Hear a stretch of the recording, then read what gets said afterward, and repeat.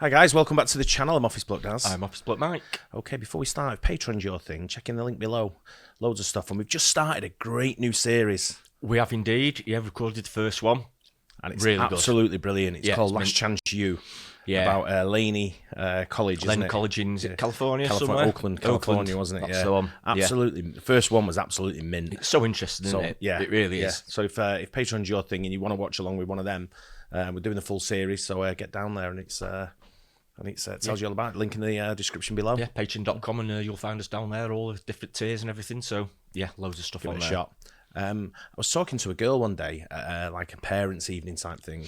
Yeah. When I say girl, she was probably like in her 40s, late 30s, early 40s, Yeah. I would say. Got chatting away, and I said, "What do you do?" She said, "I'm a helicopter pilot." Oh, right. She was American. So I was Right, like, "Oh, okay, this was overseas somewhere." Yeah. And I said, "Oh, okay, so what do you do now?" I said, "Helicopter pilot." So what do you do, like travel, do commercial? Or she said, "No." She said, "I'm ex-military, I train people now." So I said, "Have you ever done..." And she was doing like, this is Black Hawk Down and things like that. You know, like it's, the Apache, I guess, like Apache helicopters sort of thing. Apaches are the... I don't know what they are, but I'm not really into it all sort of thing. But she was, I'd tell you what, one of the most informative, impressive women I've ever met in my life. Oh, really? Yeah. Yeah. And then one of them, she was talking just interesting. Yeah. Things she was telling me, I was just like, wow. Yeah, there's all sorts to talk about, though, isn't there, doing a job like that? I mean, Yeah, but her husband did exactly the same as well. really? He came and joined like a bit later on, sort of thing. We were chatting away, and he came over and said hello. And he was telling me the same shit, and I was like, man, imagine the conversations I could have with you two. I bet you were just talking about football by end of the night, weren't you? You'll steer it around to football. That's all I know about. They're probably big City fans, weren't they, by the time he'd left them? But yeah, very impressive. So I thought we'd watch this. It's only just come out. It's Popo Medic. Yeah. How Rangers and Delta took back Mogadishu, Somalia. It's a Black Hawk Down story, isn't it? Yeah, that's Should we get into it? Yeah, come on. Sunday, October 3rd, 1993. Deep in the heart of Somalia, 40 Delta Force operators and 120 Army Rangers overtake the city of Mogadishu to capture key lieutenants of the infamous warlord Mohammed Farah Aidid. But as the teams moved through the city, Aidid's militia quickly took up arms, opening fire on teams on the ground and downing 2 Blackhawks with RPGs. Turning a quick cap. I guess that's what they call Black Hawks. Black Hawk Down, innit? I don't know if that was a nickname or... Ah, you know right. what I mean? Yeah, I I know what you mean. Type of helicopter. So it's a Black Hawk, but the Black Hawk Down is like, it's basically been shot down, I'm guessing. Yeah. That was the movie. Remember the movie?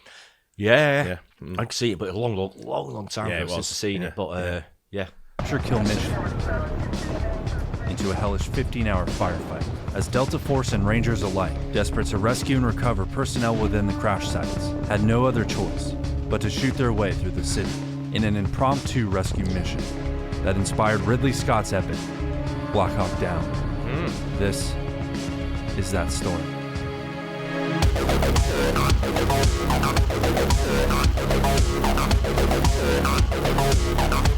Just think of the balls you've got to have be a military guy to sort of go into the back arse end of Somalia. I think where you're fighting like a terrorist group sort of thing, and they give no quarter either. They call it like what's the word they use for these guys? I can't think of the name. Crazies. No, I'm not talking about the what's. I'm talking about the people on the ground. Yeah, the Somalians that you're fighting. They're like militia. That's the word I'm looking for. Yeah, militia.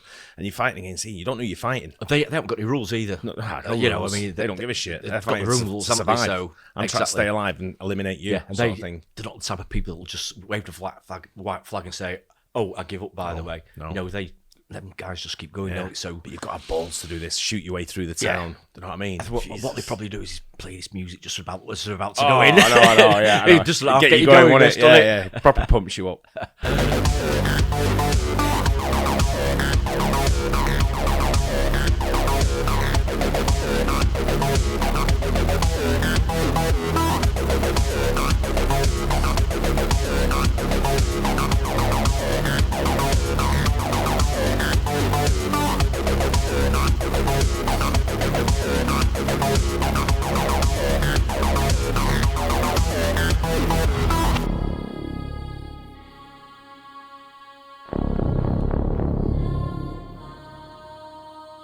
In 1991, Somalia descended into a devastating civil war as a coalition of rival clans overthrew the Somali government, plunging the country into an existential humanitarian crisis.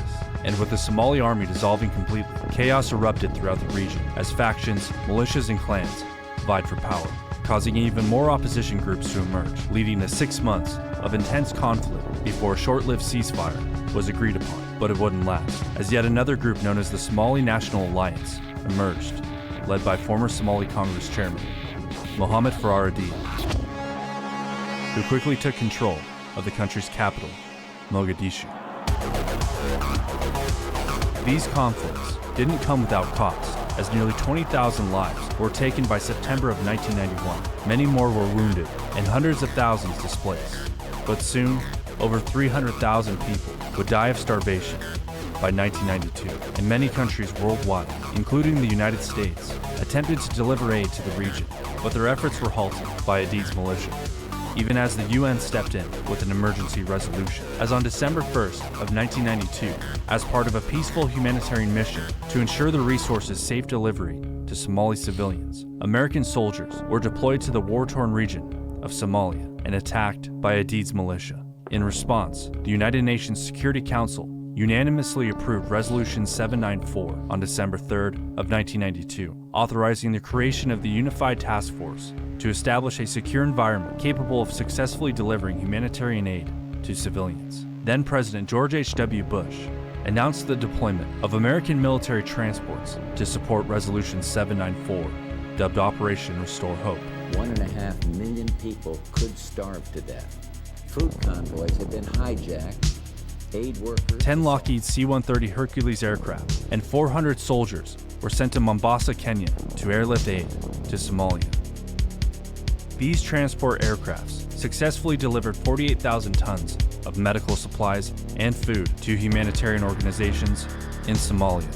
And Somali warlord Mohamed Aidid viewed these humanitarian efforts as a hostile escalation, and by June of 1993, his militia ambushed a peacekeeping convoy, resulting in the deaths of 4 American military police officers. U.S. Admiral Jonathan Howie labeled Aidid an outlaw and quickly rebranded from humanitarian efforts to "This is why we don't have free healthcare."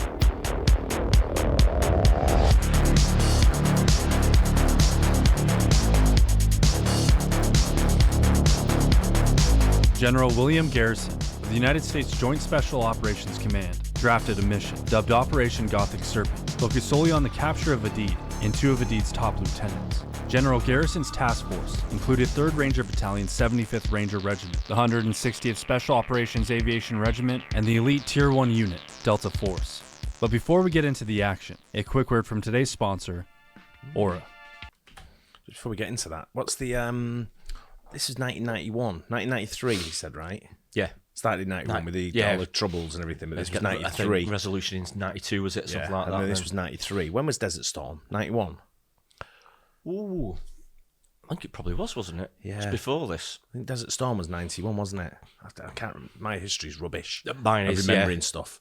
Yeah, I struggled with yesterday, but it's like, but if you think about it, you're coming out of one, or you're in one major conflict, not a major conflict, but a big serious conflict where you need your special forces sort of thing, and then all of a sudden someone pops their head up straight away afterwards, so like causing all kinds of issues, and then you're going again straight away. You know what I mean, it's a big issue, isn't it? It's things like that. It's like policing the world, isn't it? With the USA.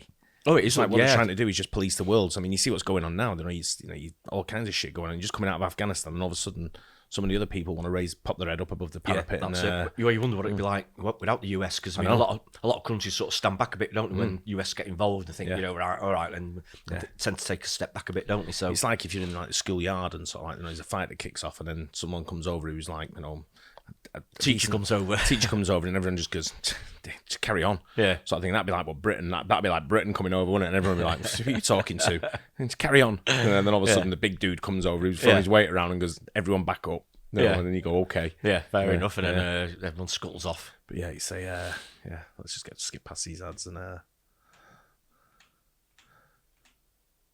back into it, right? Yep, good. It's a big ad. It's a bit, isn't it? Today, the plan of Operation Gothic Serpent was to surround a 3-story residential building in Mogadishu, believed to be the meeting place of Aidid and his 2 lieutenants.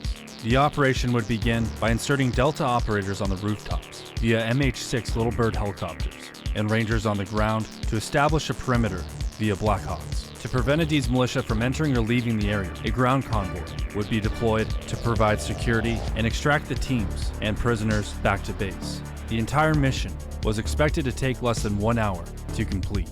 And on October 3rd of 1993, at exactly 3:42 p.m., the code word Irene echoed throughout the base as the team scrambled to board their aircrafts. The Little Bird helicopters descended onto the target building's roof.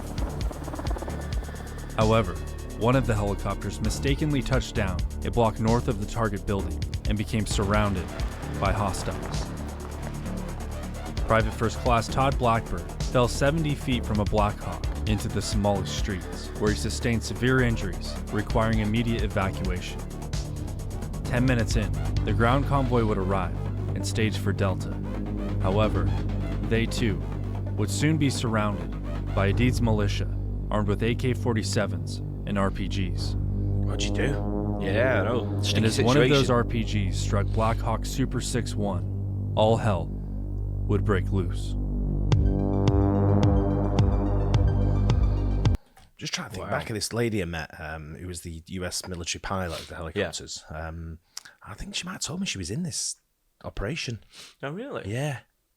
She was definitely, whatever she was telling me, remember, I'm trying to think back sort of thing, but whatever she was telling me was really sort of like mind-blowing. Yeah. Sort of thing of what she was doing. So it's been in the thick of the action sort of thing. Yeah, it might have been this operation she was talking about, yeah. It's getting pretty desperate this is now, isn't it? You can imagine getting surrounded by like because in the military over there, there'd be probably like thousands of them as well, won't they? They want you as you're like collateral, aren't you? Yeah. Don't know, as a US soldier or even the helicopter. Don't know, with all the stuff that goes with it, and the don't know what like intelligence they can get from it. Yeah, it's a big feather in the cap for them, isn't it? Something big time, like that. Absolutely huge. Yeah.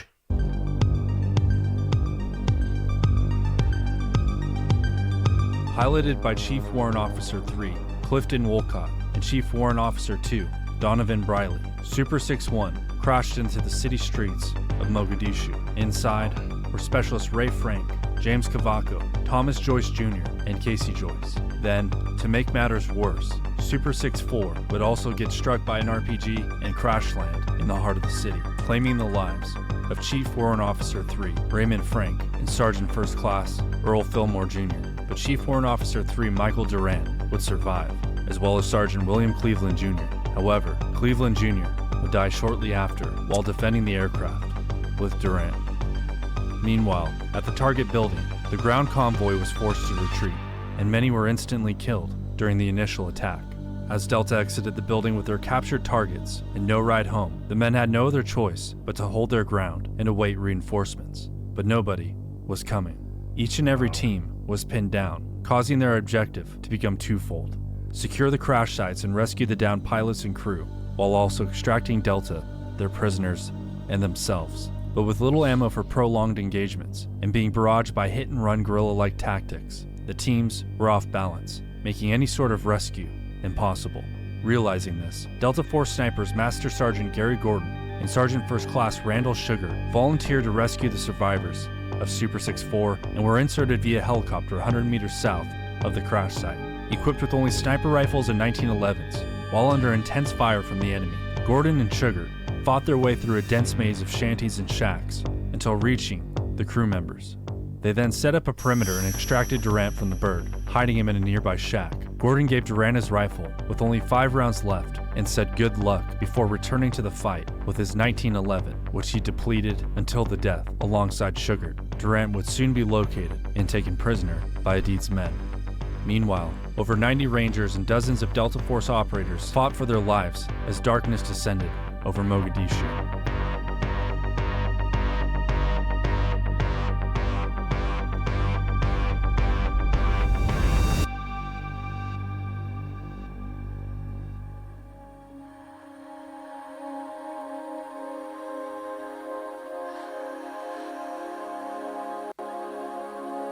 They would eventually reach and find the only survivors of Super 6-1, Staff Sergeant Daniel Bush and Sergeant Jim Smith, who spent hours defending the crash site.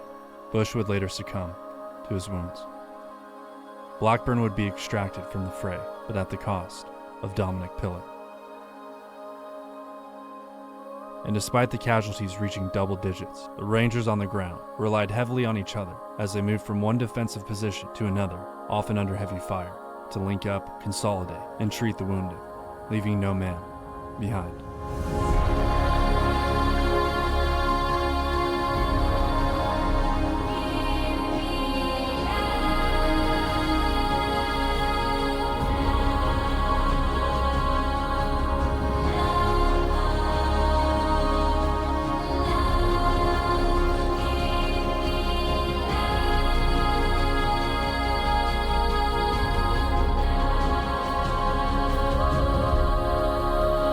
They would spend the next 9 hours fighting through the night, many running. Imagine what goes through your head later on in life. I mean, people talk about PTSD and all that. When you've been through something like this. Going through something like this, Yeah. that must be like proper, like mentally challenging, right? Oh, incredible. And it shows the mentality of these guys where before it said two of them guys volunteered to go in and rescue them. It's like, they didn't have to, they weren't forced to or ordered to. Balls of them, right? They That's what just they're trained volunteered. for, isn't it? Yeah. It's absolutely incredible. Going into a situation like this is so dangerous, something like this. It's obviously all gone wrong and they know that, so they know it's going to be, I mean, you have to let us know in the comments sort of thing. Is there been pretty much any more dangerous scenarios than what they went through in Mogadishu? I mean, I'm sure every sort of like every arena you're in when it comes to warfare and military action, it's all very, very dangerous. Yeah, but it seems to be high up there, doesn't it? It's well up there because it went so wrong as well. It did. Just sort of and they weren't sort of armed or they weren't really tooled weren't up ready for a long they? engagement. It was like an hour in and out, and that's it. So they wouldn't have had all the gear for a long engagement, would they? So incredible, right? Balls to people. Just amazing, right? Yeah, incredible. Amazing what people they are. Completely out of ammunition, even as Adid's militia closed in. But by 6 a.m., as the morning sun began to rise, the might of the U.S. and NATO forces swarmed Mogadishu, and the men were home free. Don't look at me.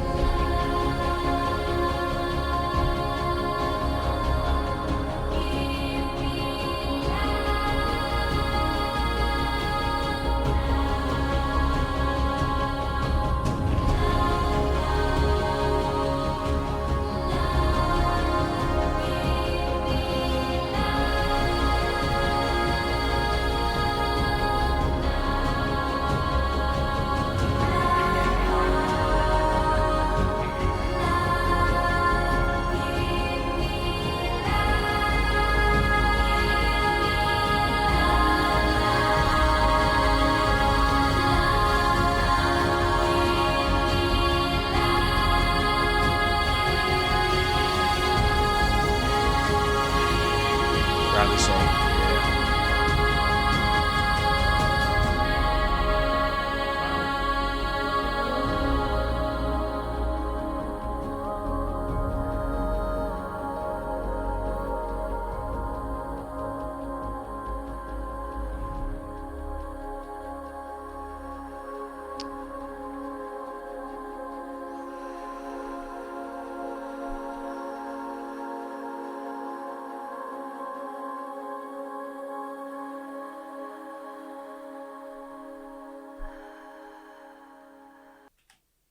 Yeah, I think he's at the end of it. Respect to them guess guys. so. Yeah, Respect to them guys on a grand scale, right? hugely. Just on a different level, aren't they? Yeah. They really are. Takes something to go into the military and do the things they do. Yeah. And it's one thing. I have so much respect for people who go in the military. Oh, you have to, don't you? Yeah. And like I say, it sort of doesn't surprise you that they do have PTSD. When they get older and get out the army. Yeah. You can just imagine what it's like, places like Somalia, with rebels surrounding you in the dead of night. What we all likely Brit, it'd be sort of like pitch black, probably. Absolutely. And you've got people coming at you, and you've got no ammunition. Yeah, in terrain that you don't know. Yeah, exactly. They know like the back of the hand. Exactly, and probably well outnumbered us. I'm guessing as well. But that's it's a hell of a place, there, isn't it? Somalia. Yeah. But that was a great story on the it was. The Black Hawk Down, the movie and everything that went with it. Yeah. But I fair think play I'll have to watch guys, that again. I innit? think, Yeah. but yeah, absolutely amazing, Fair play to amazing the ones people. that went in and sad that they lost lives. Yeah, It's the world we live in. it's it. Hope you enjoyed that. Unfortunately, it is. Yeah, don't forget like and subscribe. We'll see you on the next one. Cheers. Cheers.